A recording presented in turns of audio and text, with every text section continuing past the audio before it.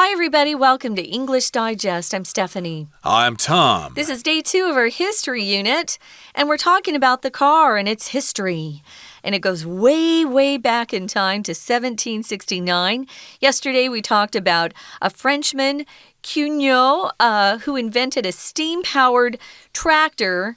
We're calling it a tractor because it's probably closer to modern-day tractors than anything. They didn't use that word back then, but it's a steam-powered tractor. They would pull the cannons that they used in war out onto the field with it. They needed something that they could move the cannons quickly. It's really big and bulky. And they had some accidents. There was no brake on it when they first invented it, which I can't imagine. The first automobile accident on record comes from this particular steam-powered tractor. They couldn't stop it, and it ran right through a brick wall. Oh, no, that's terrible. But yes, indeed, we're talking about the history of the automobile, and that's one of the early ones. And then later on, of course, Robert Anderson came up with an electric carriage in the 1830s, but batteries couldn't hold a charge very long back then, so that didn't really work out. And then we got some German fellows who came up with a gasoline-powered vehicle in 1867, and then this guy, Marcus, actually put it or installed it on a vehicle in 1870. And then, of course, the man we all know and love, Carl Benz, came up with this three-wheeled car, which is actually something that looks kind of like a bicycle, actually. It's got really small wheels, but I guess it was motorized, and that came out in 1888. He was commercially producing those cars and selling them. And then, of course, we need to talk about Henry Ford, who basically made the car commonplace. Regular people could buy them. He standardized the production process. And then he was producing 100 cars a day in 1906. And then, of course, he had the movable assembly line in 1914. Yeah. And then the price of the car came down and more people could buy a car.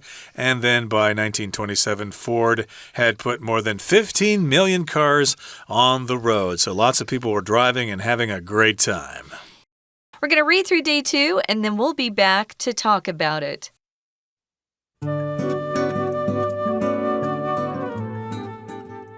Since the time of Henry Ford, cars have had a gigantic impact on society. For one thing, our infrastructure changed entirely. For example, new roads were built to better accommodate motorized vehicles. For another, people started moving away from cities and creating suburbs. Vehicles also provided opportunities for those living in rural areas to access better medical care and other beneficial resources. Furthermore, several industries grew enormously, including steel and oil, both of which were indispensable to car production. Vehicle production also provided jobs, with 1 in 6 Americans employed in car production by 1982. When automobiles were still in their infancy, however, few people were able to predict the innovations they would bring. In fact, many people were opposed to the changing technology and pushed back against automobiles. For instance, when steam-powered buses took to the road in the 1830s, they provoked such strong feelings that people threw stones at them.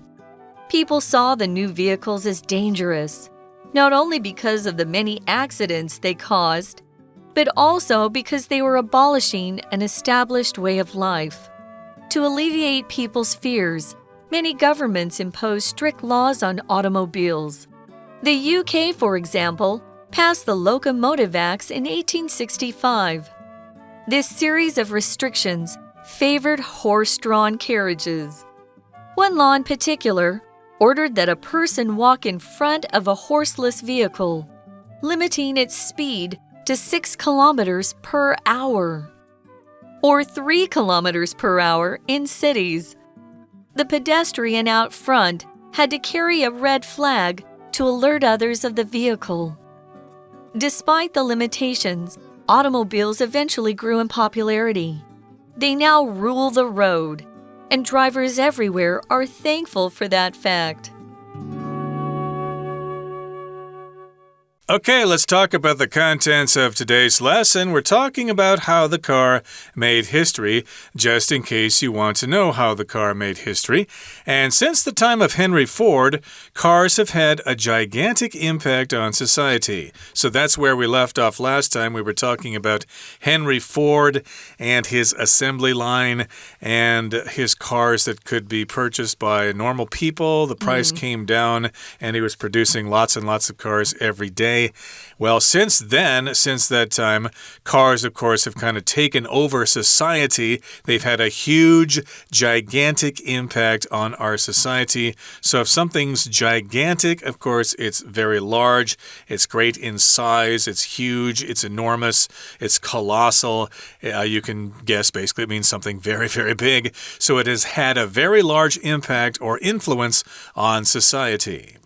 Just for fun, we have a slang word which combines gigantic and enormous, or giant and enormous, and that's ginormous, which is kind of fun to use, especially if you're a kid. So, yeah, it's had a huge, huge impact on society. For one thing, here's one example we're going to share with you. Our infrastructure changed entirely. Your infrastructure, at least for cars, would include the roads, the stop signs, the lights that we need, the bridges. There's a lot of stuff involved. And roads break down over time. So your government often will ask citizens to pay for repairs to infrastructure, which is important because if you don't, things kind of decay over time, and they fall down sometimes, as we've even seen here in Taiwan, where we've had some bridges collapse. So, yeah, infrastructure changed society. It changed so much, at least back then, because we were used to horses and buggies, or as this article says, they're calling the buggies carriages. We call them either one, a buggy, horse and carriage. Indeed, and back then, of course, the roads were made out of dirt, so when the new cars came out, they were getting stuck in the mud all the time, so eventually they had to pave those roads with asphalt or concrete or whatever. Rocks came first, right? Rocks? Rocks, right. Cobblestone roads, bricks in some cases. So, of course, that made it easier to drive cars. And when you do that, when you make streets and highways and stuff like that, you are changing the infrastructure, which is the basic constructions for a society, which would include roads and power networks and things like that. It's all part of infrastructure. And let's give you some examples here. New roads were built to better accommodate motorized vehicles. They wouldn't work so much for horse and buggies. For one thing, and for another, people started moving away from cities and creating suburbs. So, indeed, people used to concentrate in cities, and they would stay there because it was close to where they worked and where they went to school and stuff like that. But if you had a car, hey, you could live farther away, so you wouldn't have to be close to all those other people and all those rats and things like that. You didn't have to live in New York. You could go live on Long Island or over in New Jersey or something like that. Those were the suburbs. And, of course, you've got suburbs here in Taiwan as well. Smaller towns that are outside the larger cities. Yeah, you sure do. Vehicles also provided opportunities for those living in rural areas to access better medical care and other beneficial resources. For those of you who have ever lived in the country or in the countryside, you know that once you get closer to a big city, you have more shopping options. You probably have more choices in things you want to buy, or even movies you want to see. There are always more movie theaters in big cities than if you live out in the countryside. Rural is an adjective, and so you need to use rural area. A rural town. So it just describes something that's away from the big city and more like the countryside. So yeah, it gave those out in the rural areas a faster way to get into the city so that they could get better medical care. They weren't building hospitals anywhere except for big cities, especially when the car was being invented. You were lucky if you even had a country doctor in your rural area.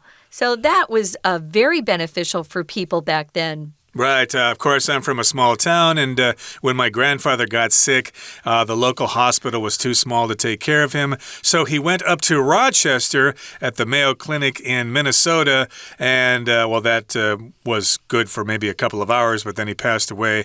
But in any case, the point is that he was able to get there in a motorized vehicle. If there were no cars, he would have probably died earlier in that small town. So yes, indeed, if you lived in a rural area, you could go to those hospitals farther away, or they could come to you. Furthermore, or in addition, several industries grew enormously, including steel and oil, both of which were indispensable to car production. So with lots of people driving cars, new industries started to prosper.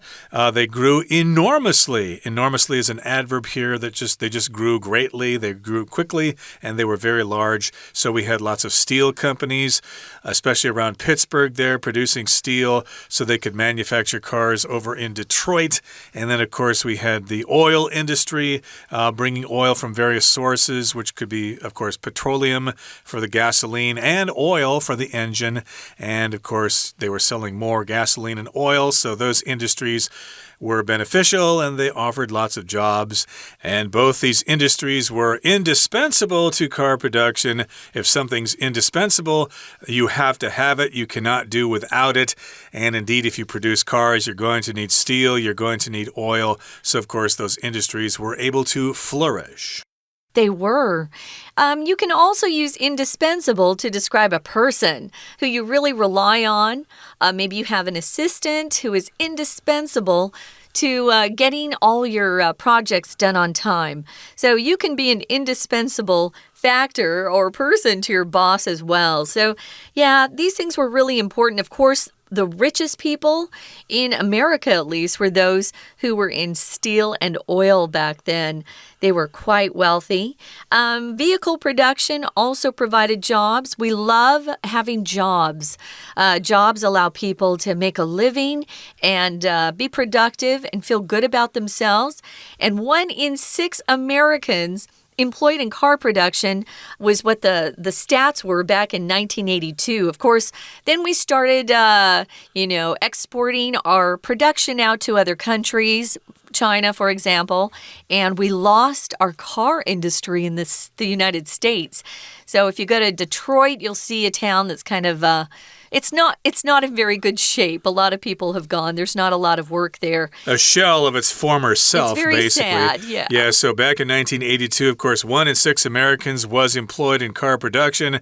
And now, of course, they don't prosper so well, but still cars are still quite common in the world.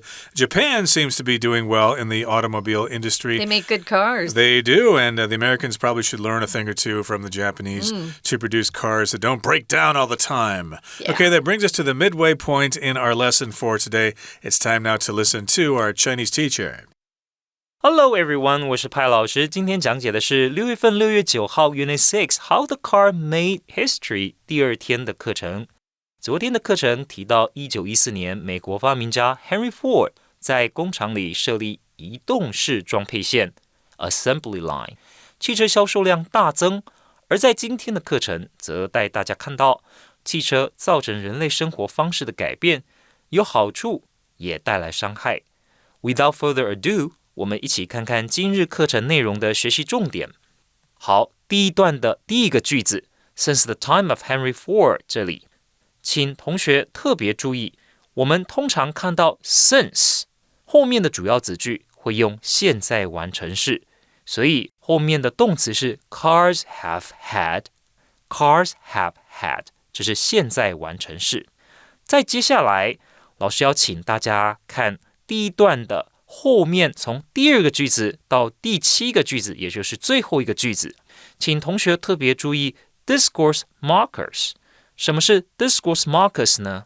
就是话语标记，让我们知道文章的作者或者说话的人，他把这些不同的想法是怎么样串联起来的，把不同的句子是如何串联起来的，这些就是 discourse markers。同学在英文写作的时候，其实也可以模仿运用。以下呢，作者就开始逐一告诉读者，有哪一些现象是汽车普及所造成的。从第一点 for one thing， 再来呢，讲到第二点的时候，文章的作者用了 for another， 再接着他又提出了另外一点 ，Vehicles also provide opportunities for those living in rural areas to access better medical care。汽车也使得住在乡间的人或者住在郊区的人有机会可以接受到医疗照护。再来，他又在提一个论点的时候，又在提一个好处的时候，他用 furthermore。最后一个好处，他用了 also。Vehicle production also provided jobs。这个就是我们所说的 discourse markers。我们在写英文作文的时候，可以模仿。这样子，我们的句子看起来就会前后连贯。而同学在解篇章结构的题目的时候呢，也可以多加注意这些 discourse markers。好，接着还有几个句子特别重要，请同学看到第三个句子。这个句子当中的主要动词 accommodate， 请同学要注意，这并不是容纳的意思，而是配合，就是配合汽车的需求。accommodate 当作配合什么人的需求？老师提供给大家一个例句 ：The company altered the launch date in order to accommodate a major customer。公司呢改变了原本这个产品要发行的日期、推出的日期，最主要是为了要配合一个大客户。We're going to take a quick break. Stay tuned. We'll be right back.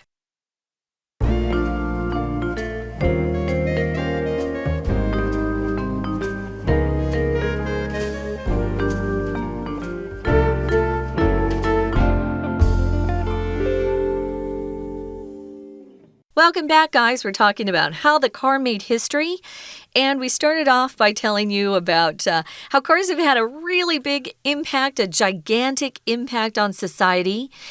We had to accommodate cars by actually creating an infrastructure that they could move on and get along on. We had to have better roads. We had to have stop signs. Think of all the signs we have on the roads telling drivers, if you want to go to this city, you need to turn right in 15 miles. All of that stuff is brand new. We didn't have most of that stuff. The car has also led to, of course, better streets, roads, stop signs, traffic lights, all of those things, better bridges. And also, it just helped people's lives in general. If you lived in the country, you could get in faster if you had a car and get help if you needed better medical attention. Or maybe you wanted a bigger store to shop in because if you were in the country, there wasn't a big selection for you. But we also saw other industries grow, like steel and oil. You need both of those things to produce cars. And by 1982, 1 in 6 Americans were working in American car production. That has changed enormously since then.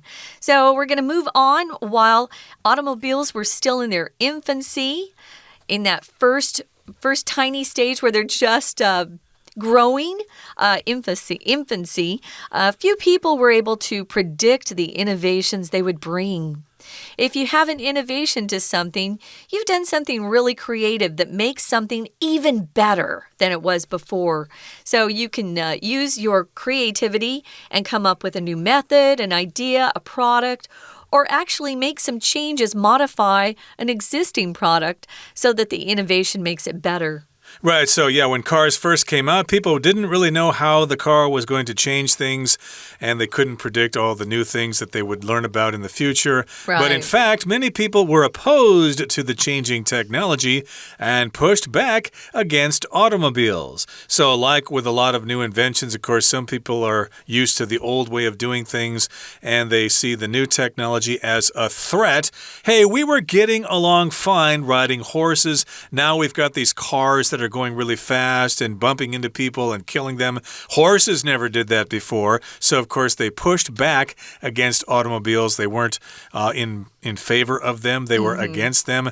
For instance, or for example, when steam-powered buses took to the road in the 1830s, they provoked such strong feelings that people threw stones at them. So, of course, we got buses in the 1830s. Quite a long time before the American Civil War, these steam-powered buses took to the road, which means they started operating on roads. And people thought that was really strange. What are those steam-powered buses doing out there? They're so scary. They're going to run us over. They're going to destroy society. So they threw stones at them. And, of course, that means they didn't like those buses. They preferred riding in buses that were pulled by horses. Yeah, well, think about the people who had a business building carriages or buggies. They were suddenly out of work. So there were a lot of people that were impacted quite negatively because they lost their livelihood. They didn't have a way to make money. But as things change, you've got to pick up new skills. So as technology is changing even faster now, we just have to keep on top of it all. So because of the accidents, people were also wanting to find a way to abolish them. Now, if you abolish something, you put an end to it. It's usually used in a more formal way to talk about ending some sort of system or practice. Here they were wanting to abolish. They were not wanting to abolish the established way of life. Some of these people who were throwing the rocks were really affected negatively. So I understand their anger. Moving on to the next paragraph, it says to alleviate people's fears, many governments imposed strict laws on automobiles. You're going to laugh when you hear what some of these laws were. Indeed, and we should talk about this word alleviate. That means to relieve the stress or suffering that someone is suffering. You make something less severe. So people were scared, and the government thought, well, we have to do something because our dear citizens are scared of these new inventions. So we need to assuage their fears. We need to alleviate their fears. We need to reduce their fears, and many governments imposed these strict laws on automobiles. Here we've got the word to impose, which means basically they forced something on the population. They made them obey this rule, or they made them follow this law. You could say this about butting in on a conversation. Well, I don't mean to impose. I don't mean to interrupt, but I heard what you were saying, and I think you're ridiculous. I think that's a silly idea, and you should not talk anymore. So you might impose on somebody, interrupt them, but in this particular case, the governments came up with strict laws and they made the people obey them. They did. I wanted to mention quickly for alleviate, this is a verb. You could also use it to talk about having some pain, like a headache. I want to alleviate the pain that you're experiencing. Take these pills. There's actually an over-the-counter pain reliever called Aleve in America that gets its name from this verb to alleviate. You'll often hear it being used with pain and trying to reduce the pain you're feeling. Now, here are some of the laws that we had back then. In the UK, they had this Locomotive Acts that passed in 1865. This was a series of restrictions that were pro-horse-drawn carriages or favored horse-drawn carriages. If you favor something, you definitely support that. You prefer it over something else. One law in particular ordered that a person walk in front of a horseless vehicle or a car, some sort of motorized vehicle back then, limiting its speed to 6 kilometers per hour. So that person can't walk very fast. 6 kilometers is quite fast, actually. So you couldn't go faster than that person who is right in front of you. If you were in the cities, it dropped down to 3 kilometers per hour, which is really slow. Even for a bicycle, that's terribly slow. That's tortoise pace there. So indeed, that was a ridiculous law. It was probably repealed not long after that. And again, the pedestrian out front of the vehicle had to carry a red flag to alert others of the vehicle. So indeed, indeed, they were carrying a red flag saying, hey, there's a motorized vehicle behind me. Watch out, even though it's only going 3 kilometers per hour or 6 kilometers per hour. You better be scared. Now, here's the final paragraph. It says, despite the limitations, automobiles eventually grew in popularity. So even though they had those limitations, limitations, of course, refer to things that they can't do or that they're restricted on. They had those limitations on the automobiles, like speed limits and things like that, or not being able to turn right on a red stoplight or something like that. It's still illegal in Taiwan to turn right on red, although it's legal in most of the United States, but not here. Not the big cities. Yeah, I guess they can't take a chance with that here. Too many people would cause accidents and stuff like that. But despite those limitations, automobiles are still quite popular. They now rule the road, and drivers everywhere are thankful for that fact. Yes, indeed. If you live 40 kilometers away from your office and you don't have a car, how the heck are you going to get to work if there's no train or bus? You gotta drive. You sure do. I wonder what our Chinese teacher drives or how he gets to work.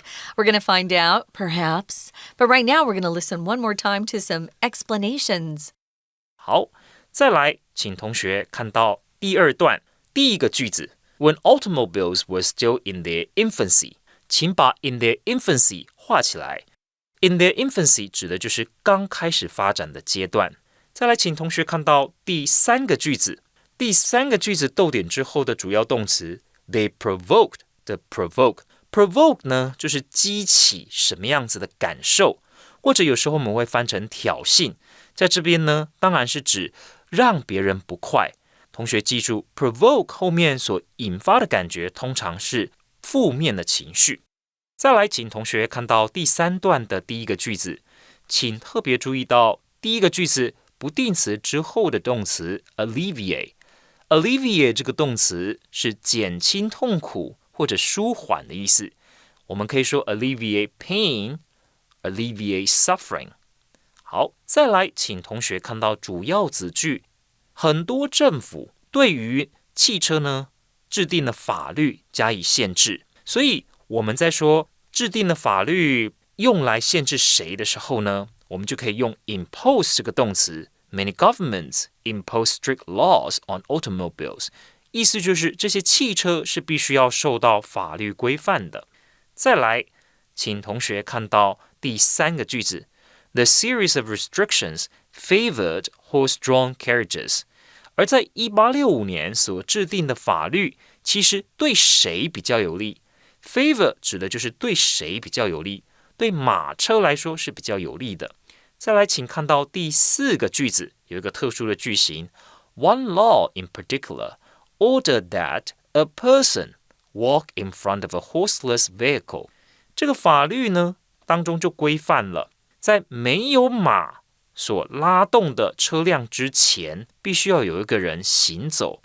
A person 是第3人称单数，可是后面的动词却用原形，这主要是因为 order这一类表示命令、建议的动词，还有包括像 suggest 或像 command、demand 这一类的动词，它后面如果加上 that 子句的时候，请注意，由于省略了 should， 所以后面的动词必须要保持原形。再来，请同学看到第5个句子 The pedestrian out front had to carry a red flag to alert others of the vehicle。 请同学注意到 alert 的用法，警告其他人。警告其他人什么呢？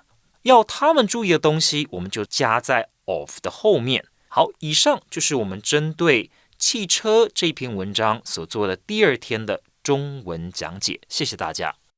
That's it for today, everybody. Thank you so much for joining us. And now that we've discussed the automobile industry and the history of the car, make sure you drive safely, don't run over anybody, and don't run over somebody's poodle. From all of us here at English Digest, my name is Tom. I'm Stephanie. Goodbye. Bye.